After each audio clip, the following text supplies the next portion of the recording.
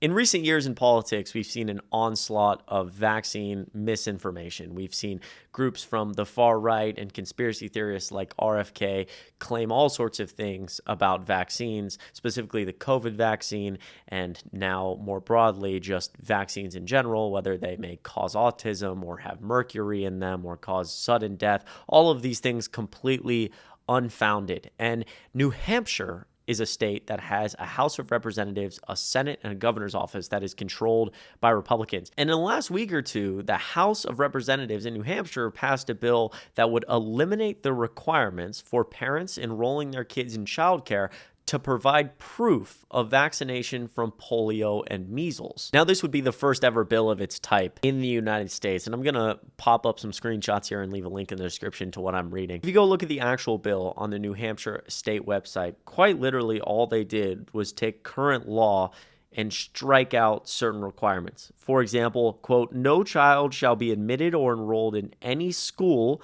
or child care agency, public or private, unless the following is demonstrated." And in that quote, all they did was strike out the words "or child care agency, public or private." And then it goes on. This current law is around schools and child care agencies and their vaccine requirements, and all they're doing is just getting rid of the requirements for child care agencies. Now, as of 2022, there are about 700 child care centers or homes in New Hampshire. And if you start to look at some of the data around things like polio and measles, it gets very scary. For example, measles, and I'll pop up what I'm reading here, at least 95% of a population needs to be vaccinated to create herd immunity and prevent outbreaks, according to the CDC, because measles is very contagious. And the reason that all of this is a problem, we've seen before in America where herd immunity gets too low for certain diseases because you have groups of parents or kids or communities that decided not to get vaccinated because they're listening to a lot of misinformation.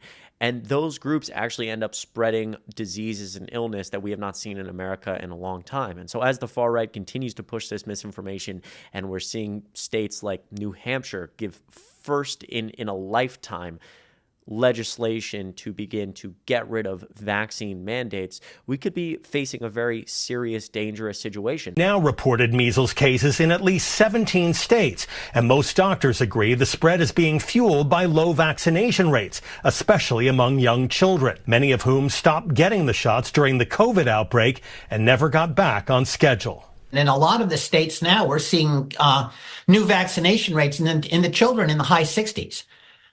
Which means that we've got an awful lot of susceptible kids that are out there. The CDC issued a measles warning back in January, urging healthcare providers to be on the lookout for a possible new outbreak. But officials are stressing the possibility of a widespread COVID-like crisis is extremely low, and protecting yourself is easy. And if you have a threshold in a community that is above 95%, like we've seen for so long with something like measles, then if somebody comes back from overseas and gets it, it's very hard to spread because everybody's already vaccinated against it. But now all of a sudden, because of this COVID misinformation and this push from the far right, we have seen all of our rates of vaccinations start to tank. And so we're able to spread things like measles. I think it's very dangerous.